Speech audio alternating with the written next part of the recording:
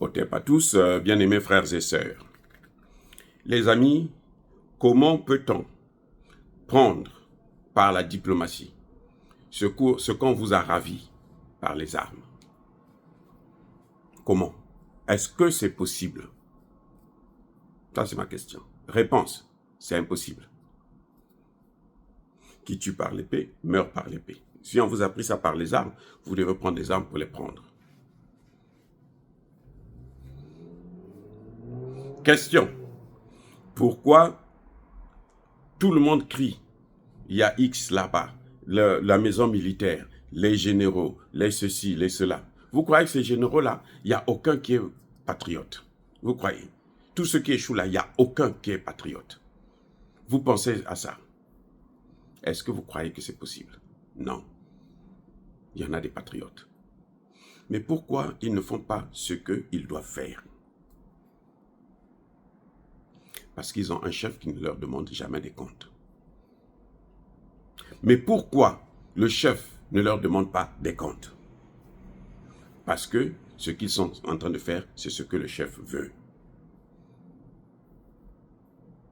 Les gens, tous les Congolais sont en train, qui suivent le dossier, tous les Africains qui suivent le dossier de près, de l'Est du Congo, regardent, ils disent, il y a quelque chose qui ne va pas avec tels les généraux, avec ceci. On évite de toucher le président lui-même. C'est là notre erreur. C'est là l'erreur de beaucoup de gens. Le chef de famille, c'est le chef de famille. C'est lui qui doit prendre sur lui toute la responsabilité. Quand tu nommes un chef d'état-major qui échoue, la responsabilité n'incombe pas seulement à lui qui a échoué, mais elle t'incombe aussi à toi qui l'as nommé. Maintenant, quand toi, tu te sens responsable parce que tu as nommé la mauvaise personne, qu'est-ce que tu dois faire? Mais tu dois prendre cette personne, enlever, mettre une autre. Tu peux changer de chef d'état-major, même tous les mois, toutes les semaines, tous les jours. Parce que c'est toi qui nommes, c'est toi qui révoques. Tu envoies aujourd'hui, demain tu vois que non. Ah, il est en train de jouer des jeux. Monsieur, reviens, va là-bas. Remarquez une chose, c'est que quand Tshisekedi change le chef d'état-major, ce qu'il prend, les anciens qu'il enlève là, il les ramène plus à côté de lui. Ils sont à côté de lui. Le cas de Chiwewe, c'est le plus flagrant. Il n'est plus chef d'état-major, il est maintenant son conseiller militaire. Comment ça? Mais pourquoi tu l'as enlevé à l'état-major? Parce que les Congolais criaient. Alors, mais pourquoi tu l'amènes encore à côté de toi comme conseiller? Il est toujours, c'est-à-dire que c'est le même qui va toujours gérer la politique que toi tu veux. Parce que comme il est ton conseiller, il va faire quoi? Il va te dire que non, bon là c'est pas bon, là c'est bon. Là. Et c'est même lui qui va bloquer l'autre chef d'état-major à travers toi. Le nouveau qu'il a remplacé là, puisque c'est lui ton conseiller, quand on va lui donner un dossier, il va boycotter celui qu'il a remplacé. Vous avez le nouveau chef d'état-major qui est là actuellement, qui a été nommé il y a 2 ou 3 mois. Lui, il était à la maison militaire. Il est l'adjoint, il était, je pense, l'adjoint, ou en tout cas, un allié fort de celui qui est décrié Franck, le général Franck Toumba, comme étant responsable des échecs sur le terrain. Il était avec lui. Tshisekedi le choisit pour le mettre chef d'état-major. Et celui qui l'enlève là, à ce poste, il le met derrière lui comme conseiller. Donc tout ce que Tshisekedi veut dire sur le plan militaire, c'est le même chef d'état-major qui va le dire. Ça veut dire quoi? Ça veut dire que au centre de ce problème-là, des échecs du Congo, de l'armée congolaise, c'est lui-même Tshisekedi qui est là. Je reprends les amis, je reprends. Tshisekedi nomme Chiwewe chef d'état-major.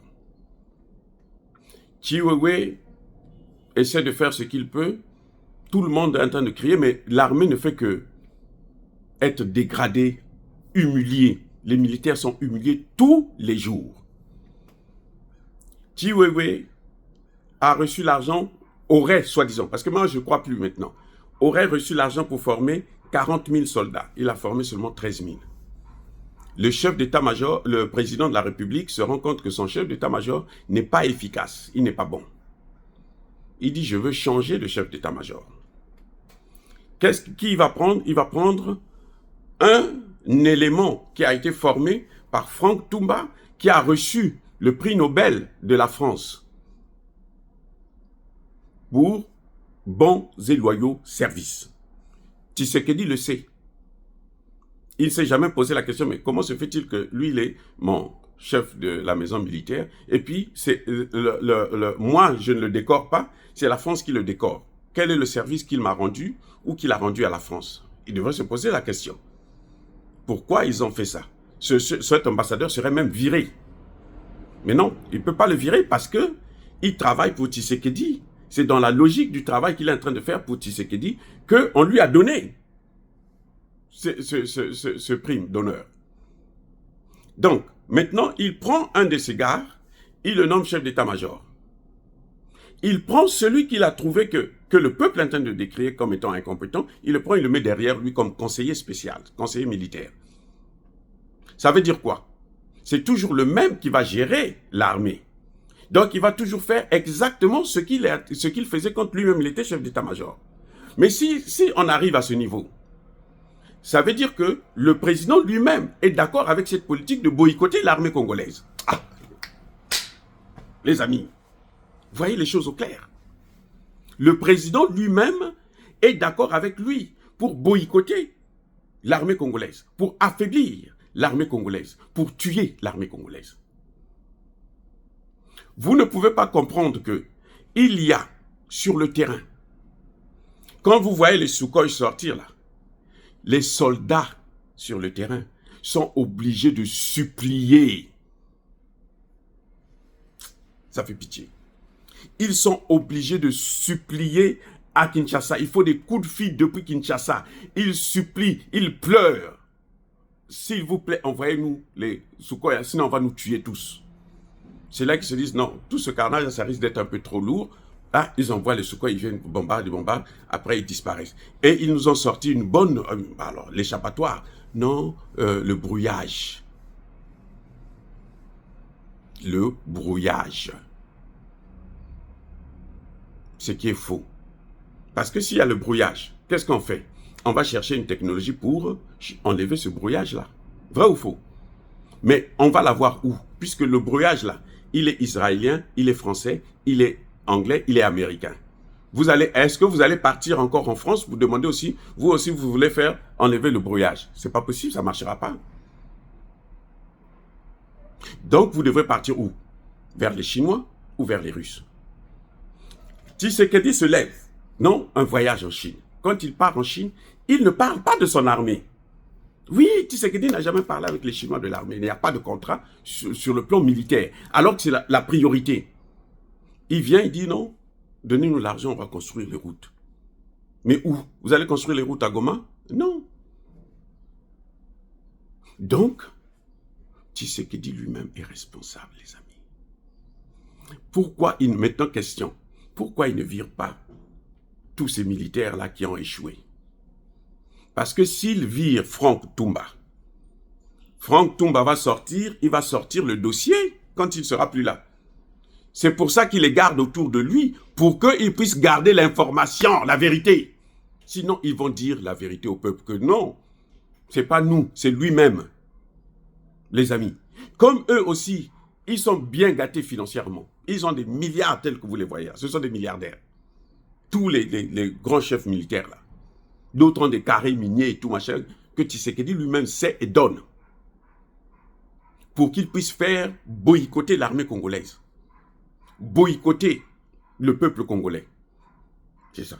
Si Tshisekedi ose aujourd'hui enlever Franck Toumba, qu'est-ce que Franck Toumba va faire? Il n'a plus de responsabilité, il est maintenant libre, il peut dire, mais moi je ne pouvais pas faire, c'est le chef lui-même qui me disait de faire ceci, faire cela. Vous voyez le problème, l'enjeu? Vous ne pouvez pas comprendre que vous êtes en guerre contre le Rwanda. On prend un général rwandais, on l'envoie gérer la guerre contre ses frères rwandais. Mais attendez, mais ça dit que, franchement, Masunzu, il peut être bon comme vous voulez. Il pouvait être bon dans un autre coin. Pourquoi seulement à l'Est? Vous pensez que Tshisekedi ne sait pas qu'il est rwandais? Tshisekedi ne sait pas qu'un Rwandais ne va pas combattre un Rwandais. En plus, il est Rwandais, pas Hutu, mais Tutsi. Il a donné quoi? Lui, il est allé, il a donné le Kivu. Voilà. On lui dit, monsieur le président, tous les généraux ont fui, ils ont abandonné les machins. Aucun général n'a été sanctionné. Aucun. On prend Franck Toumba, on l'amène, on l'auditionne, on l'écoute. Vous savez sur quoi? On l'écoute pas pour la guerre au Kivu. C'est ce que le peuple demande. Mais comme les gens sont en train de faire du bruit, on l'amène quand même pour l'écouter. Mais on lui demande quoi? Bon, est-ce que tu as détourné l'argent? Non, je n'ai pas détourné l'argent. Regardez ce que j'ai reçu, regardez les papiers et tout. Machin. Oh bon, tu peux partir. Mais le problème, c'est pas pour ça que le peuple se plaint de lui. Vous voyez comment ils sont en train de jouer avec nous. Le peuple se plaint de lui pour sa gestion militaire, pas pour sa gestion financière. Parce que financièrement, tous, y compris tous les députés là, ils sont riches, ils ont beaucoup d'argent, ils volent. Vous voyez? Donc ce n'est pas ça que nous voulons. Nous, on se dit, l'argent, c'est pas grave, gardez l'argent, mais faites-nous le travail, libérez-nous ce peuple-là. On ne veut plus voir des bébés violés par ces Rwandais de merde. Regardez comment Tshisekedi est en train d'exposer toute sa population. Tant que nous n'allons pas ouvrir les yeux, les amis, Tshisekedi va continuer à nous baiser la gueule. Et ça, il faut que ça s'arrête. Les amis, soyez bénis, abondamment bénis par le Dieu des Kémites et par nos ancêtres angélisés.